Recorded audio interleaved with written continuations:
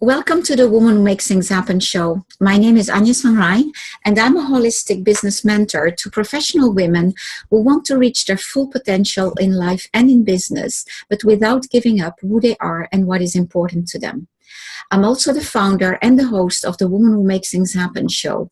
And today at the Woman Who Makes Things Happen show, it is my privilege to be interviewing Chichi Eruchalu, who is a business strategist.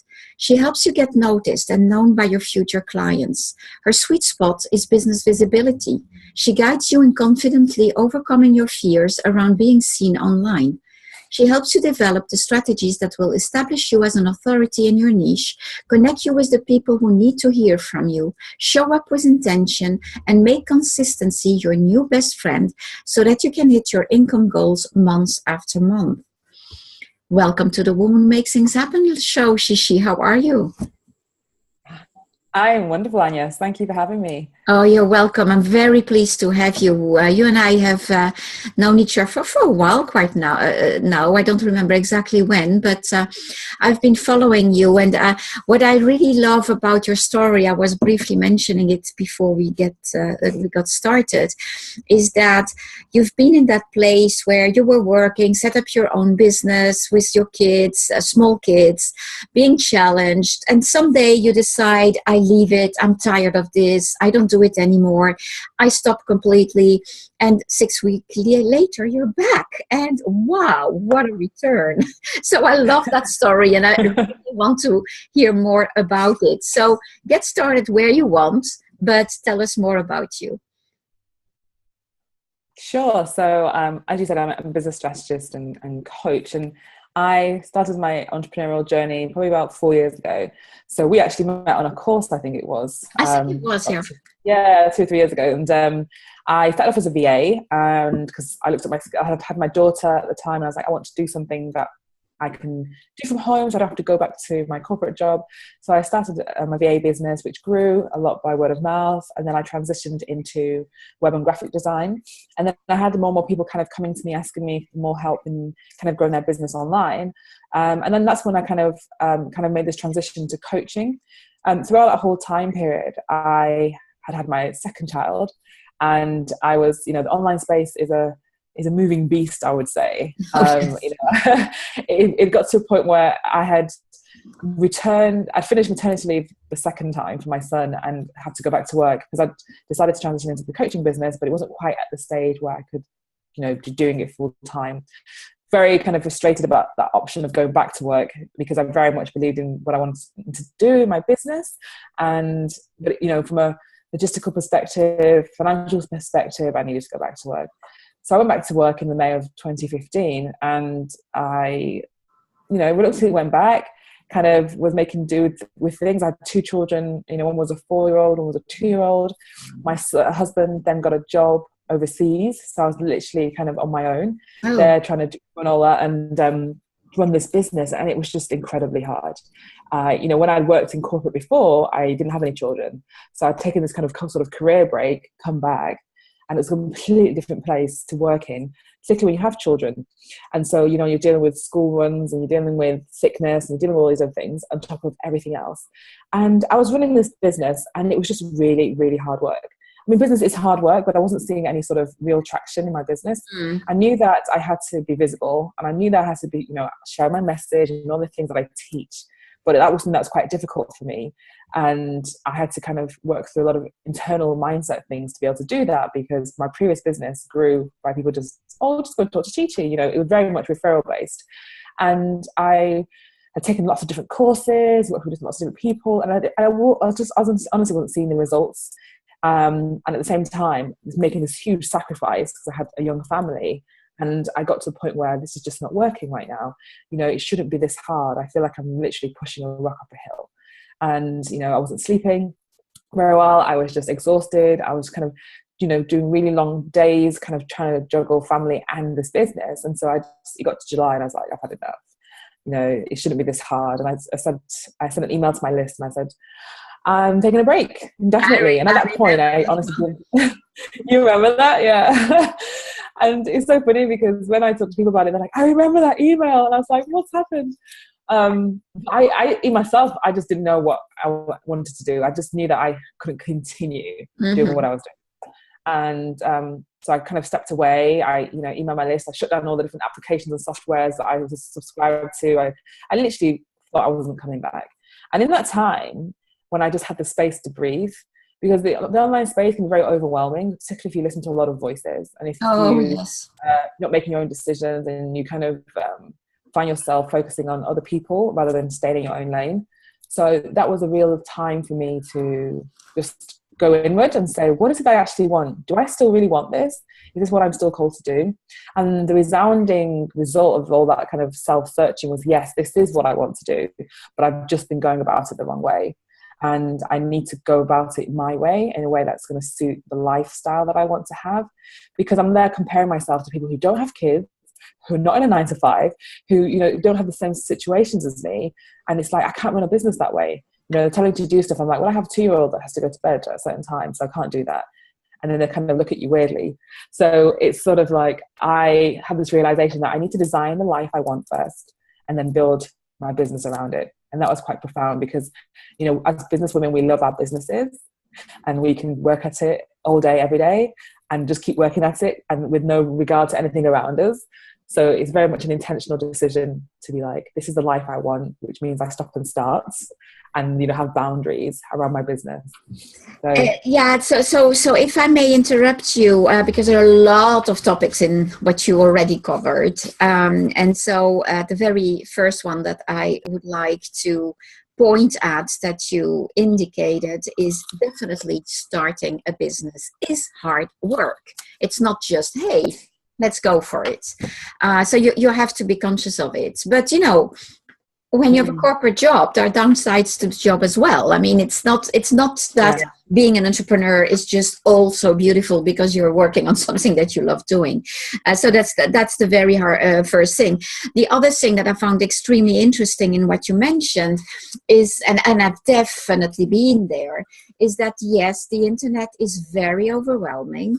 And we have this tendency when we are at the beginning or even at a later stage to think that we need to copy all the beautiful techniques and recipes that others are following, but others are not us.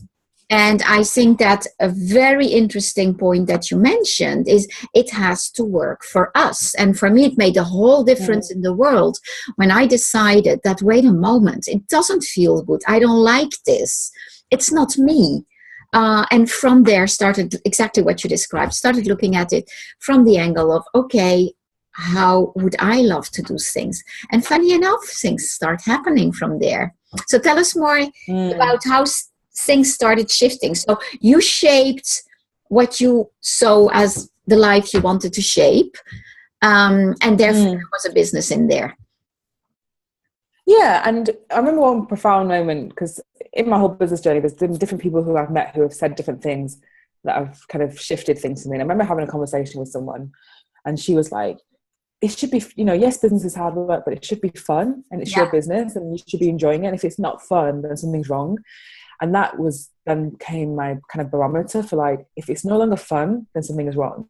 So I knew that I love teaching, I love coaching, I love, consulting, all that sort of thing. And I knew that I wanted to eventually leave my 9-to-5.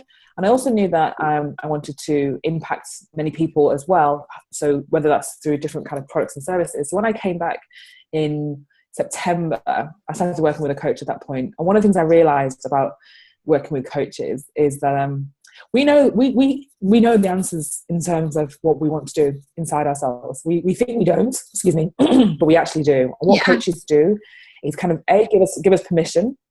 They help kind of bring it out of us, and they also help us rebuild our confidence, because that was something that I deeply lost. Throughout this that stage in the online space, I was like, I know that I'm good at this, but I don't have clients. I know that I can help people, but I can't seem to connect what I want to do with the people who need that help.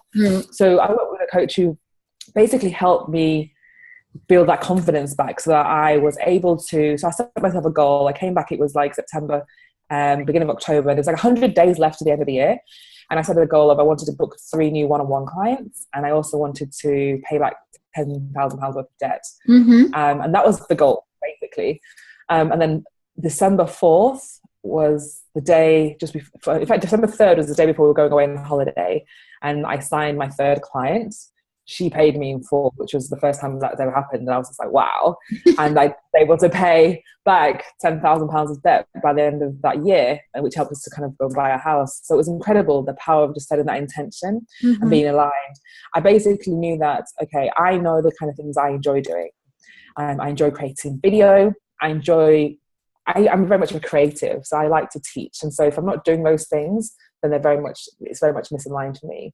So I came back and I basically kind of had the attitude, I just want to serve and I want to help people and I want to kind of move people along in terms of, I know where I've been and the struggles that I faced in terms of feeling overwhelmed and not knowing who to listen to and all that sort of thing. So my business at the time was very much around helping women to stop hiding, helping women to really uncover what it is they truly want, which is the kind of the journey that I had been on, and really create their own business on their own terms and that sort of thing. So kind of, giving them permission to say, you don't have to listen to all the gurus. Yes, you do need to get training and things if you don't know how to do it, but you know your business and you know if something doesn't feel good. And again, for me, feeling good was a big indicator for me, like, yes, I'm on the right path, or no, I'm not. So so that was really good. I definitely second that. Because it is a lot of work, but if it feels like hard work, something is wrong. You need to enjoy it completely. I'm completely with you there. That's really important. What I also find very interesting, that a lot of people who start a business or want to relaunch their business tend to lack, is that they come from a place of scarcity. So they look at working with someone, supporting you in that journey as a cost, as opposed as to the investment that is in reality, and that makes all the difference in the world when you're not alone and you're supported by someone in that journey. And as you say, someone is giving you permission. You find a power in yourself that is there, but that you didn't know existed in reality. Agreed. And I always work with coaches because I like to have that support. I find that my coach helps me to see things that I don't see. I'm one of those people that very much kind of I'm very much a high achiever, and I'll achieve something and go on to the next thing without even acknowledging we've just achieved something great here. Oh yeah. So she's very good at bringing me back into that space. And you have to make those investments. One thing for me was, if I'm not going to invest in myself, I'm going to invest in I love me. that. Absolutely. And so I had to do that. And I also knew that I had to jump before I was ready. And one of the big things for this year was that I made decisions based on where I wanted to be. So I was like, I want to be earning this much a month and I want to be doing this full time. So I always had that in the back of my mind is, okay, the person who is in that space, what sort of decisions is she making? And not looking at the current reality, which was, I'm still in my job. I didn't have any clients at that moment in time or anything else like that. I very much had to focus on the end goal and make the decisions from that place, which was really powerful. Yeah, we tend to, and it's normal, it's absolutely human, but we tend to address everything from a place of fear.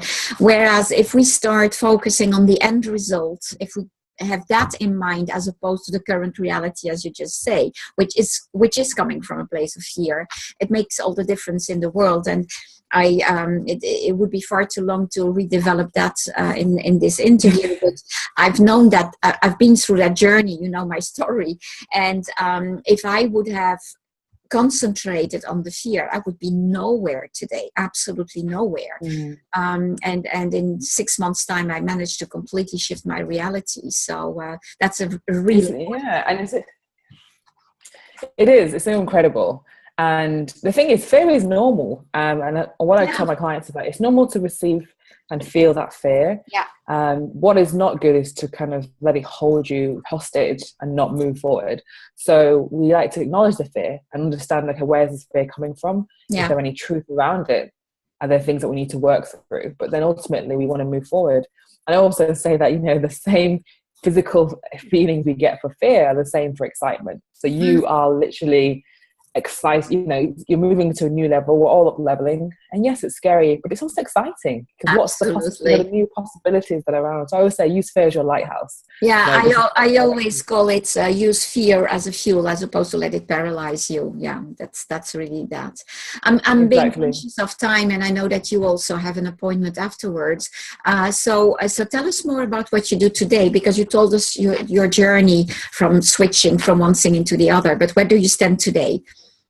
Yeah, so right now I help women, it's kind of twofold. So I help them with their confidence mainly. It's help them to kind of stop things. So when I talk about visibility, and a woman comes to me and says, Chichi, I'm not making any money, I haven't got any clients. Yes, there are strategic things that she's not doing, but also she's not putting herself out there. So one of my programs, my kind of signature program, is really around visibility of, okay, really understanding who it is you are, and really understanding kind of the things about your story and the things that kind of help influence the things that you put out into the world, if that makes sense. Because a lot of women are being held back by past events, things that have happened to them, things that people have told them, and it's not truth, but that's allowing them to influence everything. So this year, when I kind of my word for this year was action. And it's funny enough, I spent the first 6 months of this year kind of growing my business, and I made a decision to be consistent with my visibility, because that was something I hadn't really done. And I was like, well, if I'm working with visibility, I need to kind of practice preach. And so I would be recording videos, I would be creating content, and even had a Facebook group at the time, even when you do stuff and there's nobody watching, or at least you think nobody. Oh yeah, I've had that. You kind of you still keep pushing forward. And because what had happened is, I'd kind of be doing these videos, and then when Facebook Live came out, just kind of like May, June time, I was like, great, this gives me a chance to kind of do a brand, but in a way that I don't have to overthink it, because I'll just do a video and it's live, so you go on and do it. And that really grew my business. We know live videos are the fastest way for people to connect with you as a person, and that's really allowed to grow my business. One of my videos went viral over the summer, and that just brought an influx of new people into my community, which was incredible, because I had women saying, you just popped up on my newsfeed. I was just kind of, I needed help with this thing, you just popped up on my newsfeed. And it was incredible, because up until that point, and yes, so I'd had those 3 one-on-one clients that last year, and then one of them went sour, and it really put me off one-on-one. So I was like, I don't want one-on-one. And obviously, as we know, we get what we speak about. Yeah. So I'd get any one-on-one client for a long time. I had other, my business is not just coaching, so I did other, but I had to work through that and understand. So about May time, I realized, actually, I do like one-on-one clients. It's just this incident has really, I guess. So I had to work through that. Mm-hmm. And once I did work through that, and also some of the fears around young children, when am I going to do discovery calls, and how am I going to do my coaching calls? And when I worked through that, and I really good childminder and kind of set days for calls and things, it just kind of put business down. And I signed like 2 new clients within the space of 2 weeks. I then went on to launch my group program a few months later, which sold out. And it's just incredible, all these things that were just kind of falling into place. Yeah. And I was like, okay, this job thing, it's happening, this shit, it's happening. And November the 1st was the date it was going to be. Then it got to September, happening at work that I didn't like, and I was just like, why am I still here? But I was still scared. And then towards the end of September, I had a session with my coach, and she's like, let's make a decision about this, because I was at this point where I couldn't go bigger because I had no more time. Yeah. I was literally anyone who's had a couple will know, and so it was like, you need to take a leap of faith. But at that time, I'd sold 1 spot in my group program. But I just said, you know what, I'm going to ask God for a sign. Very next day, which was celebrating 4 years in business, I got a sign that was like, yeah, take the leap. And so I handed in my notice that next day, left 3 weeks later, and then 2 weeks after that, completely had sold out my group. So I'm just incredibly grateful. But I always think, like I say, it's just, you have to sometimes take that leap. And then everything kind of falls into place. It's the best decision, because I'm doing what I love. And like we talk about hard work, it's work, but because I enjoy it, I can do it. It's all right. So that is what I do now. So I do the coaching, and we also do done for you stuff for nations. So that's with your website and social media. So like I said, the confidence side, but there's also the strategy. How do you want to grow your brand? online. So, with SEO or social media, website, they all kind of work together. So that's what we do. So. Excellent. Yeah, I really love also what you mentioned about in de facto is that you need to trust your intuition. At some point, you need to reconnect more to your intuition, and it tells you what is right for you. And so again, it's so easy to fall into the place of fear, but if you just trust it, if you have that faith, it works. It absolutely works. It's funny you made me that you mentioned the Facebook Live thing, because this very morning, just before our call, I suddenly realized that I'm doing interviews all the time. Yours is episode, I think, 96 or 7. But I've never done Facebook Lives. I hadn't realized. Really? So that's my next challenge. I'm going to do that. I hadn't realized it. So I keep doing videos, but I hadn't thought of the live aspect of it. So that's on my list for today. So no, definitely. Yeah, so I don't even know how it works. I'll have to have a look at it, but I never thought of it. So, what if you were to give your 3 main tips? What would you say to women listening or viewing this interview? So my 3 main tips would be, firstly, mindset. Your mindset is so foundational to your in your life, in your business.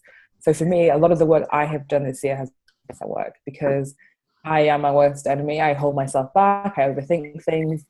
I stop myself from going after the things I really want due to fear or anything else. So doing that, having a kind of a daily mindset practice, I call it don't stop taking showers. So just like we always have a shower every day, we need to work on our mindset every day.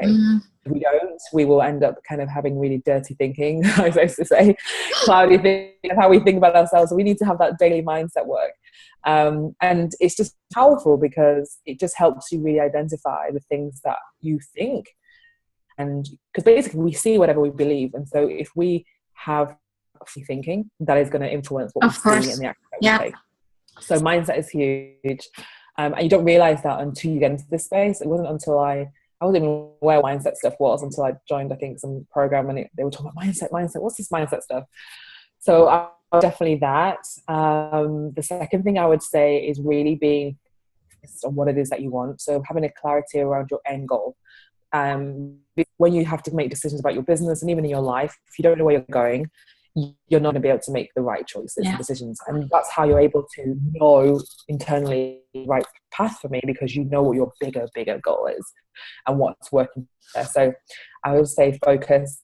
And for me, for the second half of this year, it was focus and finish. That was my mantra. Focus and finish, So the goal for the second half was like, that's another one. Focus so that I can get out of my job and finish it, because, a lot of us have a lot of unfinished projects and things, and we're not making any money from those things because they're just there. So I had to really challenge myself, because I like to do lots of things and I get bored easily. And I was like, no, we have to focus so that we can leave the job. And then the final thing is consistency. Because this is, again, one of my foundational things I talk about, because what we don't realize is that we have to sow seeds, and sometimes, and all the time, they take time for you to see the fruit. We're in a very much of a microwave culture.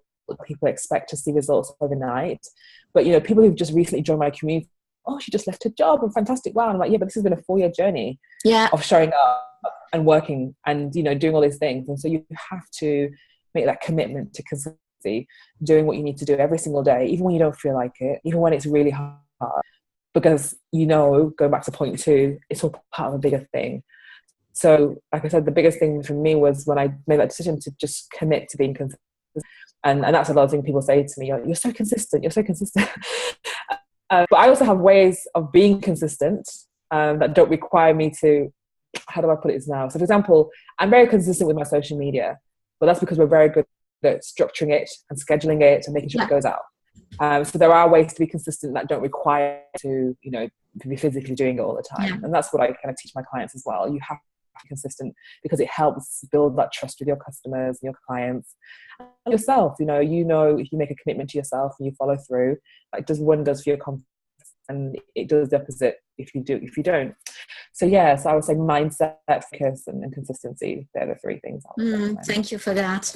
And yes, you're so right. I really want the viewers to realize that there are people out there who tell you about overnight success. It never is overnight success. It may seem like overnight success, but there's this whole preparation journey in the back office.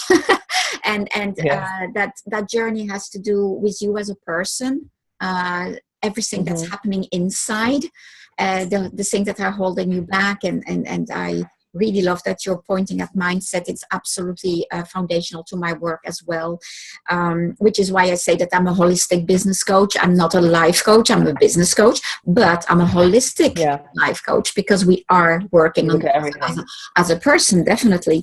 You need, and then as you say, the consistency.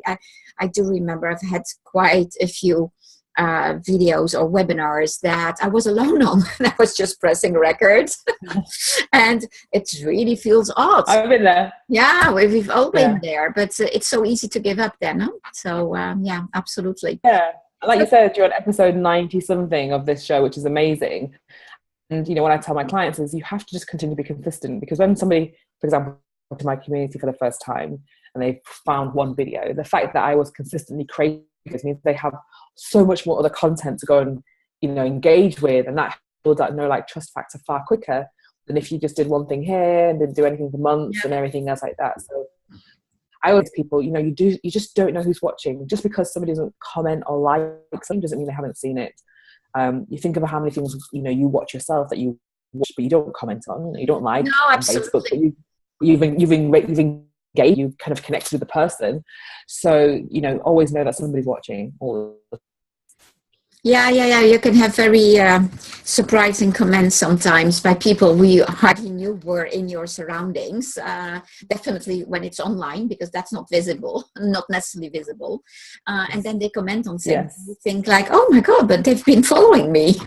Interesting. Fascinating. Yeah. So tell us where people can find you, Chichi. Yeah, sure. So I obviously I'm ChichiEruchalu.com, my hub, my main website, but I also have a really growing Facebook group, which is called CEO Mastery, and over 2,000 women in there, and it's literally a great space for you to get encouragement, support, accountability. You're kind of new in business and you're not sure what you should be doing. We're very friendly in there, so love to see you guys in there if you want to come and find us. And then all the social media channels, Instagram and Twitter is Chichi Eruchalu. So. Yeah, you indirectly gave another tip talking about your community, is that don't stay alone. Join like-minded people. Yes. Surround yourself with women who are, women, if you are focusing on women. In my case, it's the case. So, but with people who are going through that journey, and in particular people who are ahead of you, because they can also give you support. Yes, exactly. Thank you for reminding us of that as well.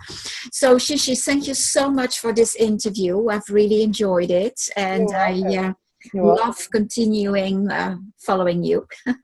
So I really love to see how you are evolving and turning into an online success. Good for you. Thank you. You're welcome.